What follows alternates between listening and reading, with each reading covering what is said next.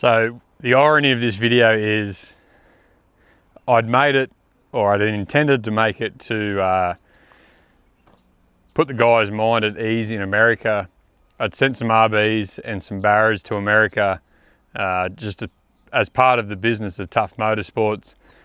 We've obviously got a heap of RB30s here from the VL Commodores, which is what we normally part out and wreck, VLs and VKs. So the RBs were pretty much exclusive, or the RB30s, sorry, were pretty much exclusively in VL Commodores and R31 Skylines, which were in the Australian domestic market. Yeah, so I'd had a few guys over there. I took deposits, 20% deposits for the RB30 blocks or the Barra engines, and a few guys were getting a little bit antsy. They've been held up in customs, and I just wanted to put their mind at ease in regards to the shipment. So, but while I was sitting here making up the storyboard, I've got a bit of a timeline of the things I wanted to go over in this video. My warehousing guy in America, Stephen, who actually I got put onto through Gareth at LS Conversions when he ships in his iron blocks and Duramaxes and all the sort of stuff that he does over there.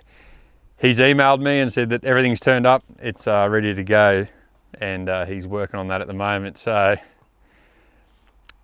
the video may have changed slightly from that. I've messaged everyone all the photos and everything that they need, and yeah, we're getting freight quotes and we're getting those sent out. So I have recently changed jobs as such. I was sitting at a computer doing all the paperwork, everything that needs to be done when you go to a new site.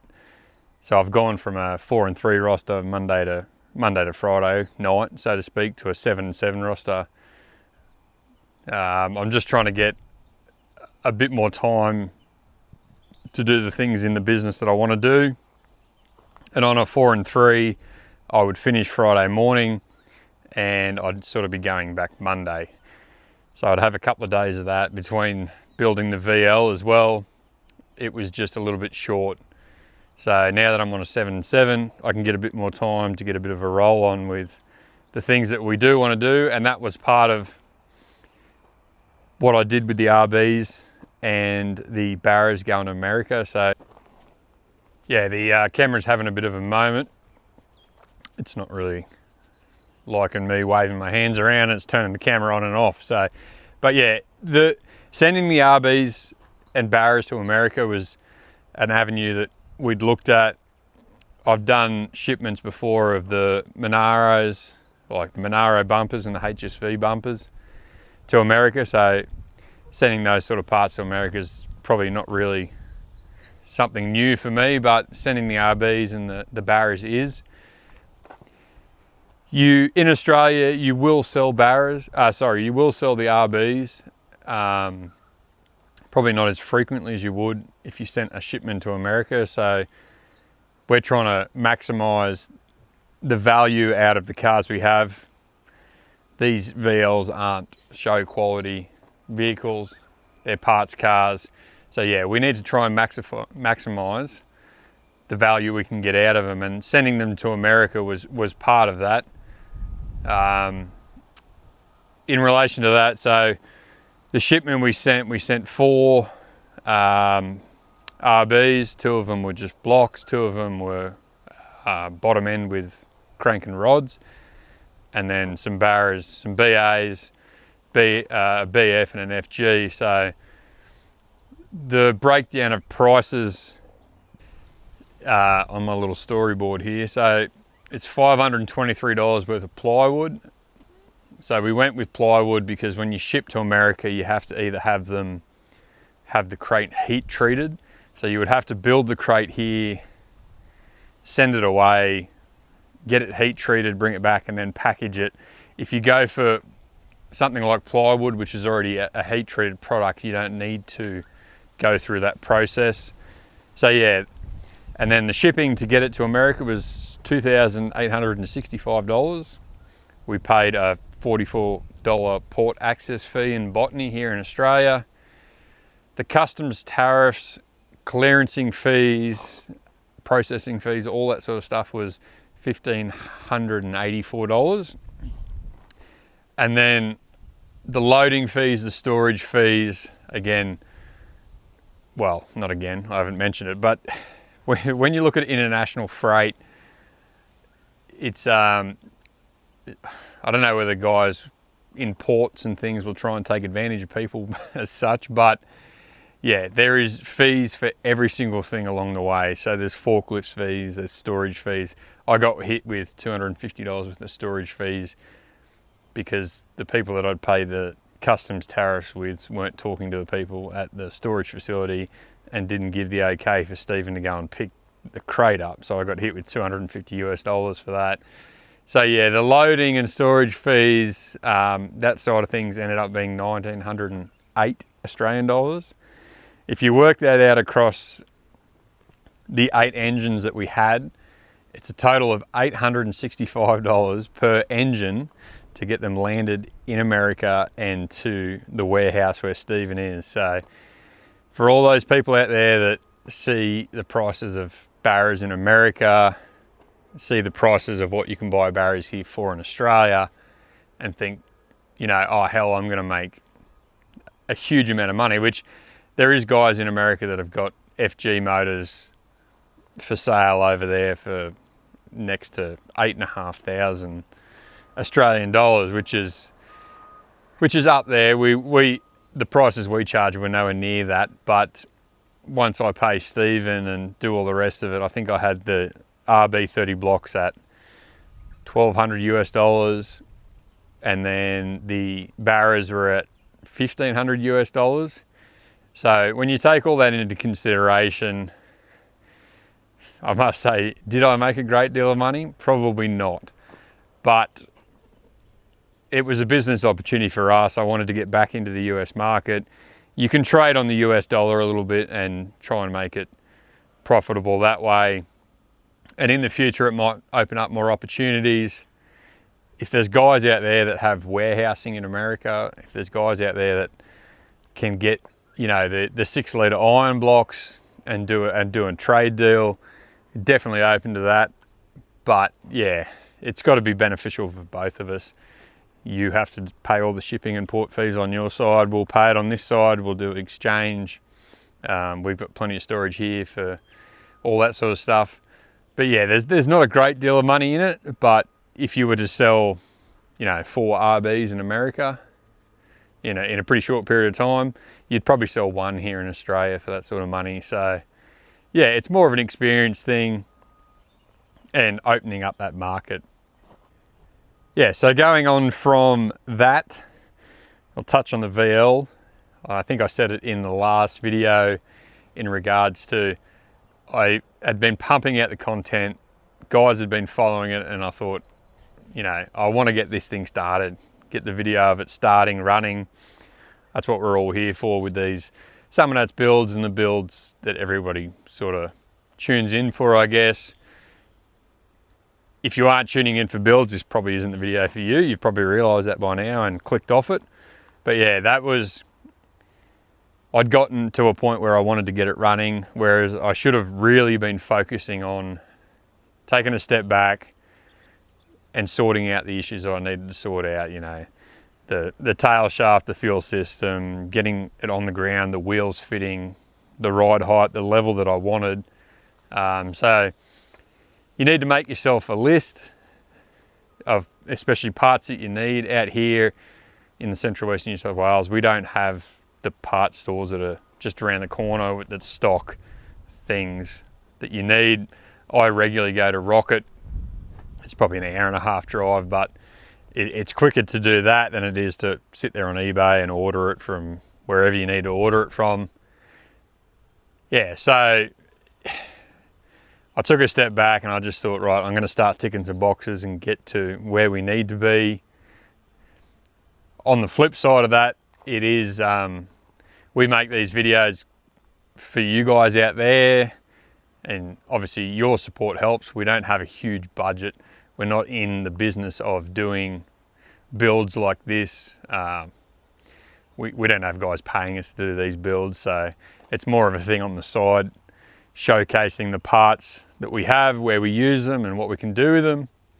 But yeah, for the guys out there that are doing the builds themselves, I've probably gone overboard with some things. I could have just got an LS1 out of a VX Commodore, thrown it in and gone from there, but it's sort of the amount, I've done the cam and all that sort of stuff to it, so I'd rather invest that money in a 6 litre compared to going to an LS1. You have the option of going to the square port heads. Debatable, but everyone, you know, knows that the square port heads flow a lot better than cathedral port LS1s. So you really just need to be smart with your money. Spend the money where you need to, or where you think you need to, and save the money where you can. Obviously the parts side of things, we can save our money there. But yeah, the support from you guys, getting on the pages, liking, subscribing, doing all that sort of stuff, even just a like on the website, on the Facebook page, your friend sees that, the next person sees it, it becomes a big thing, and it gets more people out there and shows them what we do. You know, we want to see guys finishing their projects. I've probably got too many projects that I haven't finished, so that's probably rather hypocritical of me to say that. But yeah, we want to help the guys finish their projects, do that sort of stuff. This isn't my main job. My main job's now in Queensland, working in the mines up there. So everything that I put into this is just on the side. So yeah, there's not a huge financial benefit to us doing it this way. Yeah, so that's the VL. The CV8, there has been no updates on it. Keep in mind that car is basically running and driving as such. We took a lot of the fuel system out of that to build the VL, because, well, when we went to Summernats last year, we were just going to slap it together. We didn't go to Summernats. When we were trying to go to Summernats last year, we were just going to slap it together, 98 fuel, all that sort of stuff. So this year, I'll say we haven't. We are converting it to methanol with the Haltech, and obviously everything's in place there to get that car running the way it should. I don't know what day it is, 20th, 21st. It's Friday at the moment. So I'm waiting for the next invoice to come in next month and go to Raceworks and buy the fuel cell, the fuel pumps, the methanol fuel pumps, like a AEM style pump, and then do the lines for the fuel system, which we pulled out for the VL, the lines for the Astra Power steering pump and the transcooler, and that, and then I need to buy the new ratchet shifter for that, because I stole that and put it out in the VL as well. So yeah, so we'll go from that, and then obviously the radiator. So South Coast Radiators are making up a radiator for that car with twin thermofans, all the good stuff on that. So we're waiting on that. We'll plumb that up with all the new lines we get from Raceworks. Yeah, so there's only 5 weeks to go, but anyway, once we start that, we'll get into that and do a bit more content on the CV8. That car's, it's not going to have like a real deadly interior in it, neither is a VL. It'll just be both cars running and driving, and then finish off a lot of things before we go to Summernats, just to tidy it up, the wheels, the trims, paint all the badges on the VL, so to speak, all that sort of stuff. The CV8, as much as I want to, I've got some hectic earbuds for the rear of it, the 10-inch wide or 12-inch wide by 20s or 22s, I think. 20s, I think, for the back of that one. But ultimately, wheels, tyres, all that sort of stuff, I'm not going to have the funds, and I'm probably not going to have the time to set that up. So it'll have I think they're Pentagons on the front, curb rash Pentagons on the front. But look, yeah, the cars will do what they need to do, and then we'll tidy them up after. So yeah, the CV8 was built. It's got a LY6 400 cube. So it was built for a blower. Everything's set up to go 871 on that thing. Obviously, funds permitting, we'll get there. Not this year, but that's where we're heading with that car, and 871, T400, all that sort of stuff. So yeah, we'll go to Summernats, and then we've got Candos after Summernats. Potentially after there, the VL will be for sale as it is. And then we'll go on to the new project. I literally have no idea what the new project will be, but that's why you guys tune in. You like seeing it. Try and do a few more how-to videos on certain things. We'll try and get back to the how-to videos, I guess, on, you know, fixing up the RBs and getting your VL running when they've been sitting in a paddock. Not this paddock, but sitting in another paddock for however many years they've been sitting there. So that was what we'd originally tried to do with the white VL, and then I got excited, had a spare ticket to Summernats, and yeah, that's where we ended up putting a 6 litre in it. So I don't really know what the next car will be. There is a 2-door LJ here that I'd purchased, plus another one, plus a TA 2-door. Watching some of Jake's Chop Shop videos, the floor's completely gone in this thing, the roof's gone in it.